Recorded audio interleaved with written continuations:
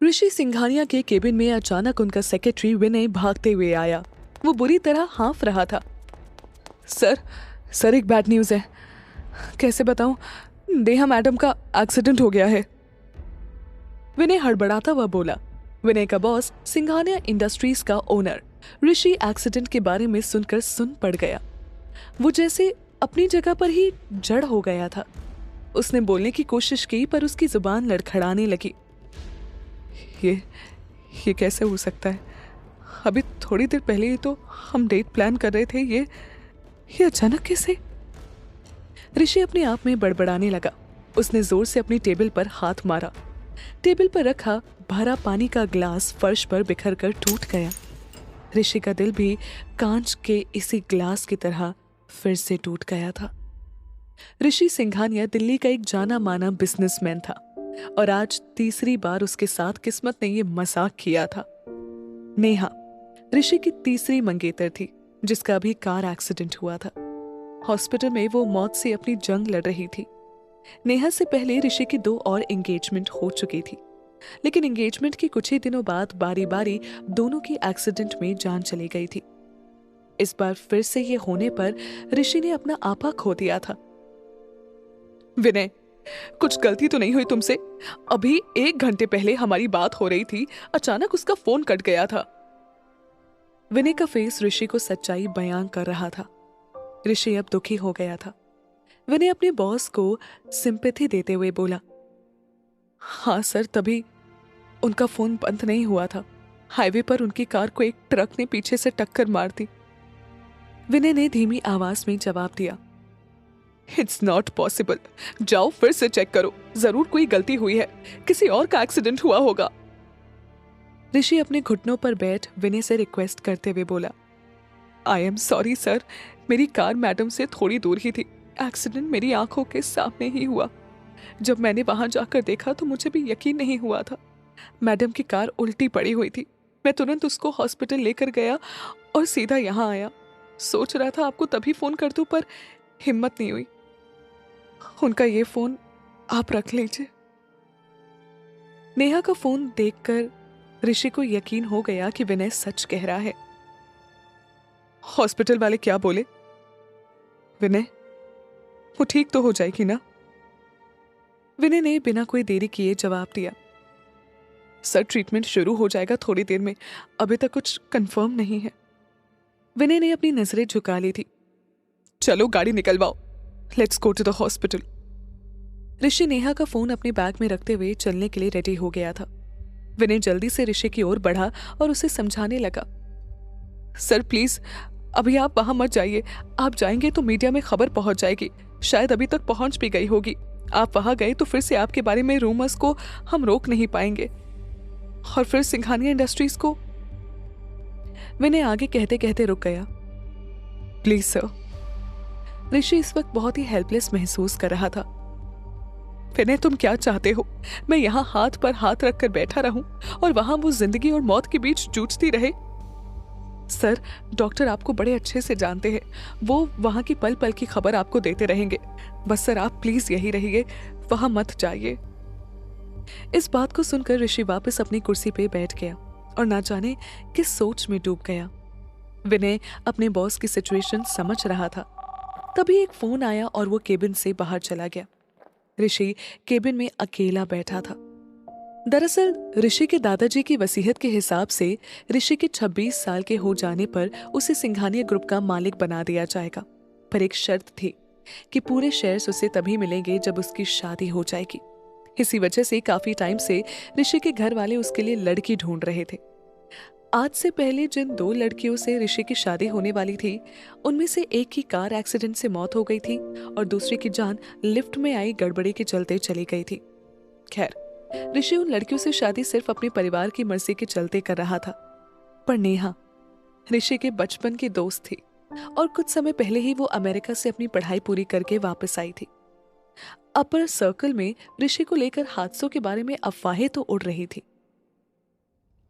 ये ऋषि किसी ना किसी दिन कंपनी ही डुबाएगा। इसके साथ जो भी लड़की जुड़ती है उसके साथ कुछ ना कुछ हो ही जाता है। या तो इसकी कुंडली खराब है या ये मनहूस है। ऐसे ही और भी अफवाहें थी। मुझे तो लगता है कि इसके अंदर कोई जानवर छुपा है। हर बार ऐसा कैसे हो सकता है? जरूर इसका कोई राज उन लड़कियों को पता चल जाता होगा और ये उन्हें मरवा देता होगा। बड़े बड़े लोगों की ऐसे बड़े बड़े राज होते ही हैं। इन अफवाहों के बावजूद जिस लड़की ने इस बार ऋषि से शादी करने के लिए हाँ कहा था, उसे इनसे कोई फर्क नहीं पड़ा और अपने परिवार के मना करने के बावजूद भी वो ऋषि से शादी करने के लिए तैयार हो गई। कुछ समय साथ बिताने के बाद ऋषि से उसकी दोस्ती प्यार में बदल गई और सबको लगा कि अब सब ठीक हो गया है। पर आज फिर ये एक्सीडेंट। ऋषि अपने केबिन से खुले आसमान की ओर देखकर मन ही मन सोच रहा था, क्या सच में मेरी किस्मत में कोई पार्टनर नहीं? क्या मैं जिसको भी चाहूंगा उसका यही हश्र होगा? अचानक विनय फिर से केबिन में अंदर आया और ऋषि से बोला, सर सर। ऋषि ने विनय की तरफ देखा पर वो कुछ नहीं बोला।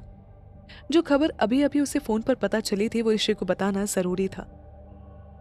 सर, अभी मैडम के घर वालों का फोन आया है। वो लोग आप दोनों की शादी तोड़ना चाहते हैं। वो अब कोई रिस्क नहीं लेना चाहते। उन्हें लगता है ये शादी तोड़ती गई तो मैडम की जान बच जाए।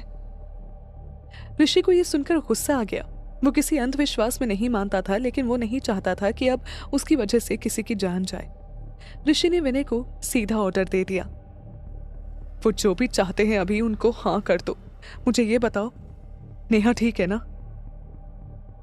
विनय बड़ी धीमी आवाज में हिचकिचाए हुए बोला, सर वो अब कोमा में है। पता नहीं कब तक उन्हें होश आ पाएगा। ऋषि ये सुनकर अपना सर पकड़कर बैठ गया। विनय ने आगे कहा, और सर, नेहा मैडम के घर वालों ने आपके घर वालों से इस रिश्ते को तोड़ने को बात कर भी ली है। वो भी इस एक्सीडेंट की वजह से अपने रिश्ते नेहा मैडम के घर वालों से खराब नहीं करना चाहते, इसीलिए वो मान गए। What the hell? कब तक मैं दूसरों के हिसाब से अपनी लाइफ जीऊंगा? कब तक वो मेरे लिए डिसीजन लेते लेंगे? ऋषि अब अपना आप खो रहा था। तभी केबिन के गेट पर आहट हुई। विनय के बुलाने पर असिस्टेंट अंदर आई और उसने ऋषि को देखते हुए कहा, सर, जूही इंडस्ट्री से मिस जूही आई हैं। उनकी अपॉइंटमेंट थी आज आपके साथ। ऋषि को इस वक्त इन सब बातों में कोई दिलचस्पी नहीं थी। वो सेक्रेटरी को मना ही करने वाला था कि विनय बोल पड़ा, उन्हें अंदर आने कह दीजिए। ऋषि को विनय की इस हरकत पर गुस्सा तो आया, पर वो उसके साथ शुरू से कंपनी में था, इसीलिए असिस्टेंट के सामने उसने उसे कुछ नहीं बोला। सेक्रेटरी के जाते ही विनय ऋषि से बोला, सर, जूही इंडस्ट्रीज को हमने काफी बड़ा लोन दिया था, उसी के बारे में बात करने मिस जूही आई हैं। लोन टेन्योर खत्म हो रहा है और अमाउंट बड़ा है, बात करना जरूरी है। विनय की बात पूरी हुई और तभी जूही अंदर आई। उसके चेहरे पर घबराहट साफ थी। विनय और ऋषि को सीरियस देख वो और भी नर्वस होने लगी। खुद को संभालते हुए उसने कहा, हेलो मिस्टर सिंघानिया। इतना कहकर वो ऋषि के बोलने का इंतजार कर रही थी, पर वो कुछ नहीं बोला। जूही को थोड़ा अजीब लगा। वो फिर से बोली, मैं जूही इंडस्ट्रीज के ओनर मिस्टर महेंद्र की बड़ी बेटी जूही पाठक हूं। सर, मैं आपसे हमें दिए लोन के बारे में बात करना चाहती थी। अब भी ऋषि से कोई जवाब ना पाकर जूही रुक गई। तभी विनय ने जूही को बोलते रहने के लिए कहा, मिस जूही, आप प्लीज बोलिए, सर सुन रहे हैं। जूही हड़बड़ाकर आगे बोली, जी वो मैं कह रही थी कि लोन। ऋषि ने अचानक जूही की तरफ देखा और वो रूडली बोल पड़ा, मिस जूही, पूरा दिन नहीं है मेरे पास। जूही डर सी गई। वो हिचकिचाते हुए बोली, आई एम सॉरी सर, वो मैं कह रही थी मेरे पापा की तबीयत कई दिनों से खराब है, इसीलिए हम अभी लोन चुकाने की हालत में नहीं है। अगर आप हमारे लोन का टेन्योर फिर से बढ़ा देते तो I will do anything, please. मैं हमेशा सिंघानिया इंडस्ट्रीज की लॉयल रहूंगी। ऋषि गुस्से से गुर्रा पड़ा, टेन्योर बढ़ाऊं? मैं यहाँ कोई चैरिटी चला रहा हूँ क्या? It's business. अगर लोन टाइम पे रीपे नहीं कर सकते तो लेते क्यों हो? ऋषि हमेशा इतना रूड नहीं रहता था। इस तरह जूही पर चिल्लाकर वो खुद भी हैरान था। विनय ने गहरी सांस लेते हुए जूही से कहा, miss Juhi, I am sorry, but please understand, हमारी कंपनी की कुछ पॉलिसीज है और हम उन्हीं के हिसाब से चलते हैं। हम आपके लिए रूल्स तो बदल नहीं सकते। आपको टाइम पहले भी एक्सटेंड किया गया है, अब हम कुछ नहीं कर सकते। जूही ये सब जानती थी, पर फिर भी वो उम्मीद कर रही थी। जूही मायूस होकर जा ही रही थी कि तभी पता नहीं ऋषि को जूही के मायूस चेहरे में क्या दिखा। रुको। जूही ने कंफ्यूज्ड होकर ऋषि की तरफ देखा और उसके कुछ बोलने का इंतजार करने लगी। ऋषि भी जूही को ही देख रहा था। कुछ रुककर वो बोला, विल यू मैरी मी? जूही ऋषि की इस बात पर दंग रह गई। विनय के भी होश उड़ गए थे। जूही कुछ हिचकिचा कर बोली, मैं यहाँ लोन टेन्योर पढ़ाने बोल रही हूँ और आप मुझसे शादी करने बोल रहे हैं? ऋषि बहुत ही नॉर्मल टोन में बोला, हाँ। जूही को ऋषि का ये एटीट्यूड बहुत बुरा लग रहा था। वो गुस्से से बोली, मिस्टर सिंघानिया, ये क्या कह रहे हैं आप मुझे जानते भी नहीं हैं। और विनय इस वक्त बस एक बार ऋषि को देखता तो दूसरे ही पल जूही को। वो समझने की कोशिश कर रहा था कि ये चल क्या रहा है। ऋषि हंस पड़ा, मानो जूही ने कोई मजाक किया हो। मिस जूही, बहुत जान लिया मैंने जिनको जानना था। मैं आपको सीधा ऑफर दे रहा हूँ। आपको टेन्योर बढ़वाना है, बढ़ जाएगा, बल्कि आपका पूरा लोन ही माफ कर दूंगा। आपको मेरे साथ एक कॉन्ट्रैक्ट मैरिज करनी होगी। जस्ट आंसर यस और नो। जूही ने इस तरह की सिचुएशन अब तक सिर्फ फिल्मों में देख रखी थी। उसे अंदाजा भी नहीं था कि कभी उसे इस तरह कोई फैसला करना होगा। वो ऋषि के इस ऑफर पर डाउट कर रही थी। ये कोई ट्रिक क्वेश्चन है क्या सर, या वाकई आप सीरियस हैं? मिस जूही, मैं जानता हूं आपके दिमाग में अभी क्या सवाल चल रहे हैं, लेकिन आप क्यों कैसे करती रहेंगी तो ये ऑफर अभी कैंसिल हो जाएगा। मुझे आपकी सारी शर्तें मंजूर है, लेकिन आपको मेरे हिसाब से कॉन्ट्रैक्ट मैरिज करनी होगी। इस शादी में फायदा सिर्फ आपका ही है। अगर आप अच्छे से सोचें तो बाकी डिसीजन आपका है। Just answer. जूही के दिमाग में जो चल रहा था वो अचानक उसकी ज़बान पर आ गया। देखिए, मेरा एक बॉयफ्रेंड है राहुल, वो भी बिजनेसमैन है and he loves me a lot. मैं उसे क्या जवाब दूंगी? मैं किसी से शादी कैसे कर सकती हूँ?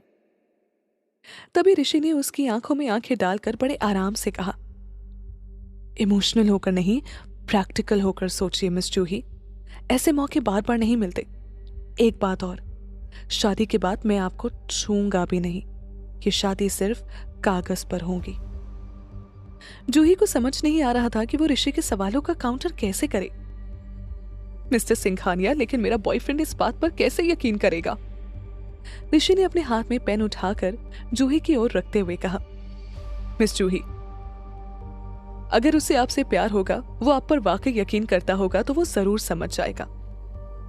जूही के दिमाग में राहुल का चेहरा घूम रहा था। एक तरफ उसके पापा की बनाई जूही इंडस्ट्रीज थी और दूसरी तरफ राहुल। अगर ये डील नहीं होगी तो जूही इंडस्ट्रीज का क्या होगा? जूही कोई फैसला नहीं ले पा रही थी। कुछ देर सोचने के बाद जूही ने ऋषि की आंखों में आंखें डालकर अपना फैसला सुनाया। ऋषि भी इस फैसले को सुन सरप्राइज्ड हो गया। तो क्या फैसला लेगी जूही? आखिर ऋषि नेहा के एक्सीडेंट के बाद जूही को अचानक से ये शादी का ऑफर क्यों दे रहा है? क्या जूही अपने पापा की बनाई इंडस्ट्री के लिए अपनी जिंदगी से समझौता कर लेगी? क्या जूही का हाल भी ऋषि की बाकी मंगेतरों के जैसा होगा?